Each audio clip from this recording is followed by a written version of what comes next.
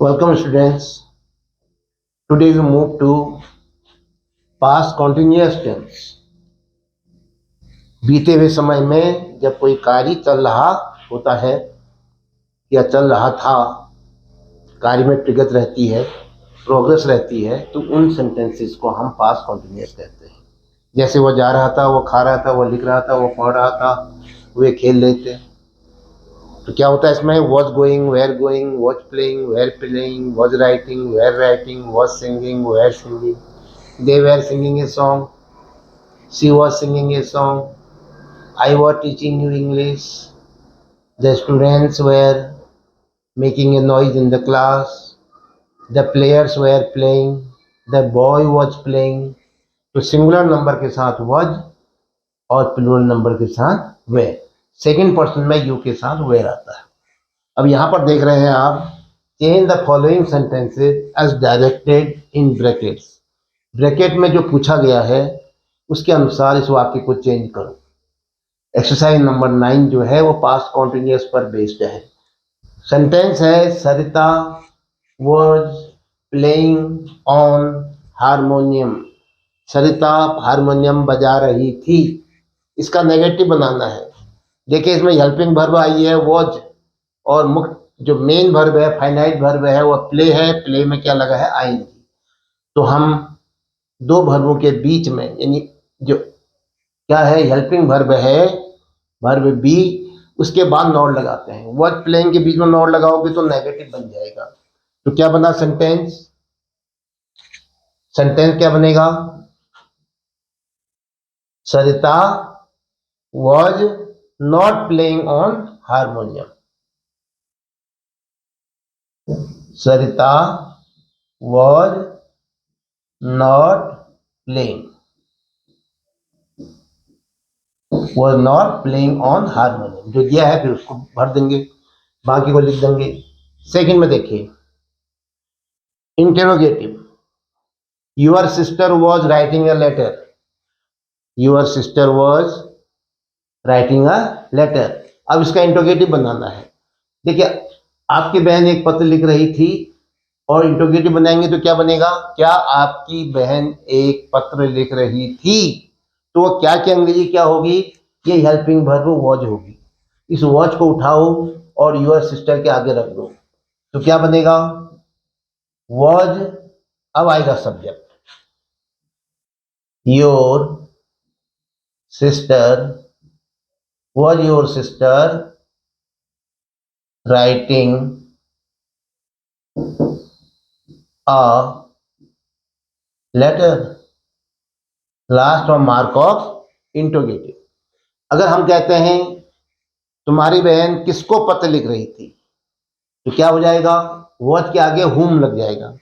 हुम was your sister writing a letter. हम कहते हैं तुम्हारी बहन पत्र कब लिख रही थी, तो कब की अंग्रेजी क्या होती है? व्हेन।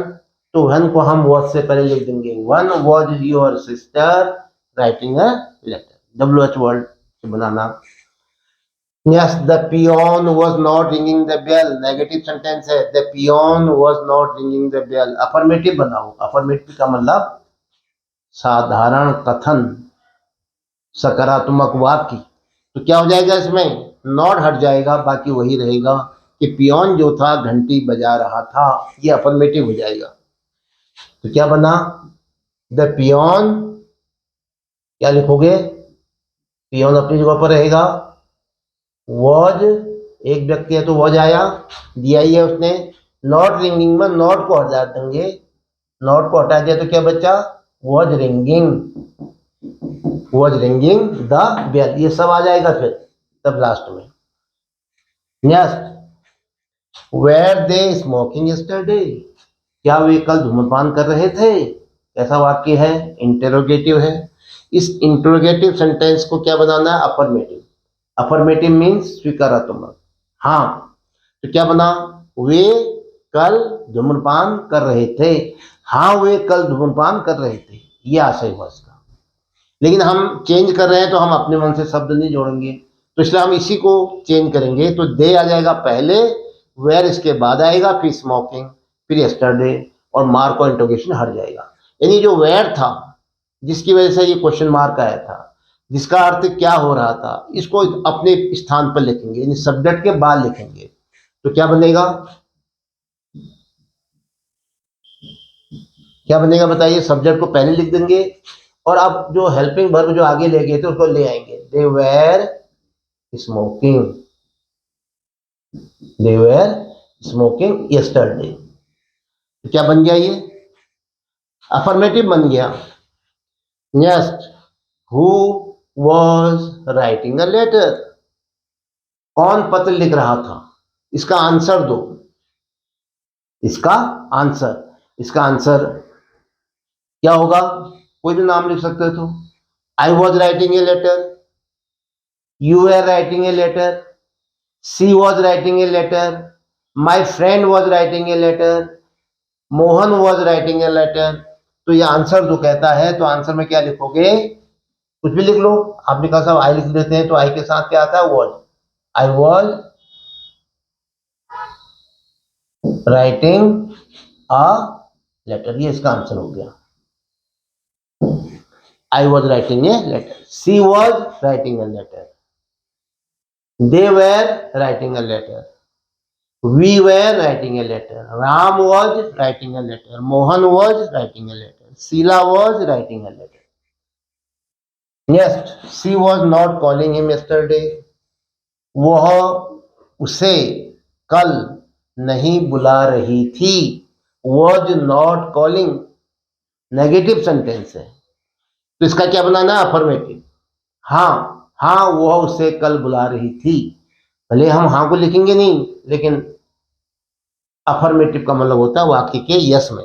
तो क्या करोगे, सब्जेक्ट छांटोगे, सी आएगा, नॉट हटा देंगे, she was calling him yesterday. Question, ये मैंने क्वेश्चन मार्क लगा दिया था, ये गलत लग गया था।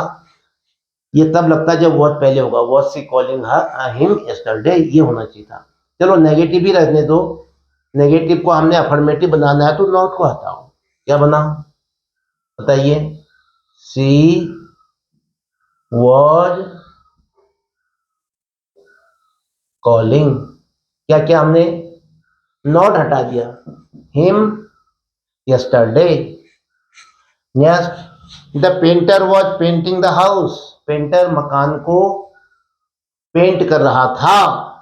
इसका इंट्रोगेटिव बनाना है, साधारण इंट्रोगेटिव बनाते हैं पहले। तो क्या हो जाएगा, क्या पेंटर मकान को पेंट कर रहा था। तो क्या क्या अंग्रेजी क्या बनेगी, इसी में से उठाएंगे। वॉज हेल्पिंग वर्ब को द पेंटर से पहले लिख देंगे, पेंटिंग रहेगा पीछे अपनी जगह पर, वॉज आगे आएगा, फिर सब्जेक्ट, फिर पेंटिंग, फिर द हाउस।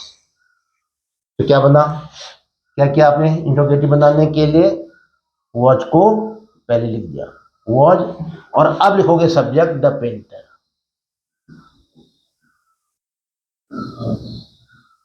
और अब लिखोगे क्या, जो वर्ब बच गई है, क्या बची है, painting the house.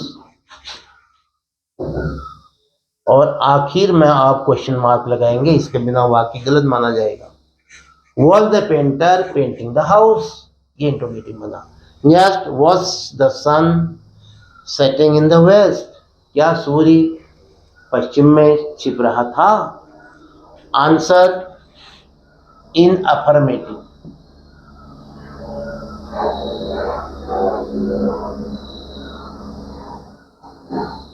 Answer in affirmative. हम उत्तर दीजिए, क्या कहोगे, yes the sun was setting in the west. तो ये जो वॉज है ये द सन के बाद चला जाएगा, यानी पहले सब्जेक्ट आएगा। अफर्मेटिव अगर है, आंसर अफर्मेटिव में अगर हमने देना है, तो द सन जो है सब्जेक्ट पहले लिखा जाएगा, द सन पहले क्या लिखा जाएगा, सब्जेक्ट द सन। अब क्या आएगी, वर्ब पूरी, जो वॉज पहले थी उसको पीछे ले आओ इसके बाद, और सेटिंग दे ही रखा है, द सन वॉज